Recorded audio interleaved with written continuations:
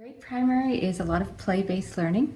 We're moving more towards student-led, so less teacher direction and more student-led, open-ended tasks, taking outcomes and making them fun and really encouraging play.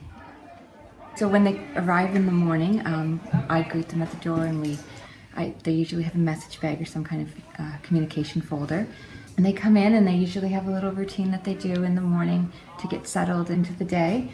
What I do every morning is I put an emphasis on writing, so we start every morning with writing workshop where I do a little teacher-directed mini lesson where I show them some skills, and we progress throughout the year. We start with just drawing and how we can get our ideas out through pictures.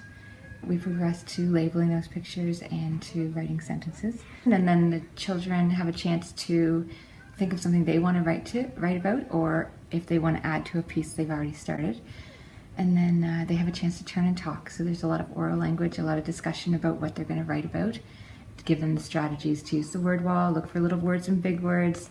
Oh, and don't forget the vowels. That's always another important one, because that's what we work towards, is remembering to use all parts of the word. If you finish a piece today, or if you finish a book, what can you do?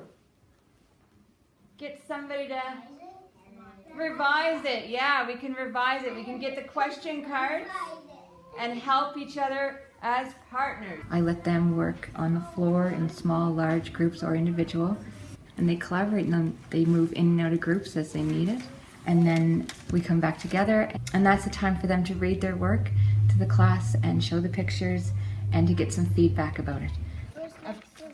First, next, and last, beginning, middle, and end. That's excellent. When children start school, they're all at different levels, and that's what we expect. My job is to facilitate their learning, and I sit and talk to them, and I see where they're at, and I sort of move them to the next level through praise and questioning and things like that. But most learning comes from each other. So a lot of learning can be done through play. Primary for me has been about taking all the outcomes and making them play-based, figuring out ways to take something like partitioning to 10.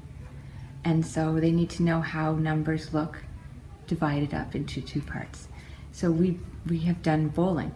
So we bowl as one of our learning zones, and they write on the board. If they've knocked 2 pins down, then they have 8 standing. So they're looking at 2 and 8 is 10, because they know they have 10 pins. You can change the number of pins. But it's as simple as that, is taking all the outcomes and figuring out a way to make them a game. So learners now need different skills, and part of that is open-ended learning, where as a teacher, I'm there to guide their learning, but not to say, this worksheet is what we're doing today, because it's very limiting for them. They need to explore and play and test out things and negotiate with each other. So technology I use all through all my outcomes. A motivator, but it can also help children extend their learning. I've just started using a lot of green screen work. So one of the outcomes is to build an object using 3-dimensional shapes. And so I had them build an object, and then the grade 6s came down and helped them take a picture of it on a green screen and then add a background. So some of the kids made castles, and then they put the background in Scotland, or they made an eel in the water and it was being chased by a dinosaur skeleton. I also got a Zamboni on an ice rink. So taking that type of learning and extending it.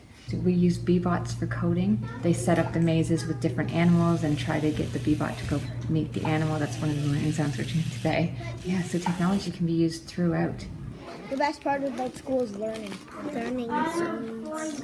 You can play out loud. You get to take out all sorts of toys. Like reading books and playing nicely and sitting quietly at lunchtime. Oh, it makes me very proud as a teacher. I like to see, those moments, especially children who are struggling or, reluctant to come to school, and then you can see that they start to really enjoy it and really have fun, and you build individual relationships with each of them. I make an effort at the beginning of the year to take them outside and play a lot, because a lot of the times the kids who are shy will open up through play. And I sit down and I'll play Play-Doh with them and talk and figure out what they're interested in, and then I can incorporate those interests into my teaching and into their learning.